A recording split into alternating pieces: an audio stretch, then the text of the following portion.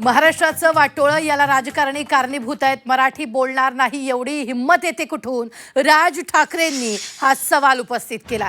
हिंदी न येणाऱ्यांचं लायसन रद्द करा असं सुद्धा राज ठाकरेंनी म्हटलंय. बाबा लोक इथं येऊन वाद पेटवतात, इतर राज्यांमध्ये दुसऱ्या भाषेत पाट्या देखील नसतात असं सुद्धा राज ठाकरेंनी म्हटलंय. आपल्याच राज्यात भाषेत पाट्या लागलेल्या पाहिजेत असं सुद्धा त्यांनी म्हटलेलं आहे.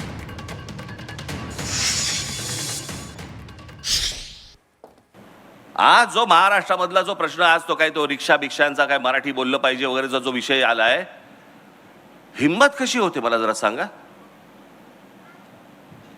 नाही मराठी बोलणार, तुमच्या राज्यात येऊन तुम्हाला ते सांगतायत की नाही मराठी बोलणार आम्ही, आणि त्याच्यावरती आमचे मंत्री त्यांना सांगतायत बरं बरं ठीक आहे 4 महिने अजून घ्या, मराठी शिका.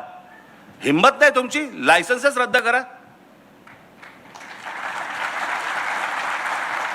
हेच बाकीच्या राज्यात काय होईल? हेच तामिळनाडूमध्ये जर समजा ते बोलले नाही बोलत जा तामिळ, काय होईल मला जरा सांगा. तिकडे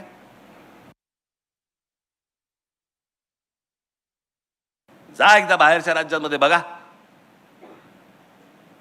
दुसऱ्या भाषांमध्ये कधी दुकानाच्या पाट्या तरी लागतात का बघा. आज महाराष्ट्रामध्ये अनेक ठिकाणी आज भाईंदर बिंदर या ठाणा बिणा अनेक ठिकाणी आज गुजराती पाट्या लागत आहेत. पुण्यामध्ये गुजराती पाट्या लागत आहेत. माझा भाषेला विरोध नाहीये, भाषा तिकडे गुजरातमध्ये, भाषा कुठलीही चांगली, पण ते तिकडे त्या राज्यात ज्या राज्याची राजभाषा जी आहे त्याच भाषेमध्ये इकडचे बोर्ड लागणार. याच्यावरती आपण ठाम राहिलं पाहिजे. आणि मग माझ्या सहकाऱ्यांनी उद्या सर समजा काहीतरी केलं की लगेच आमचेच बोलणार. खरं तर मारायला नव्हतं पाहिजे, मग काय करायला पाहिजे होतं? आरती ओवाळायला पाहिजे होती त्याची.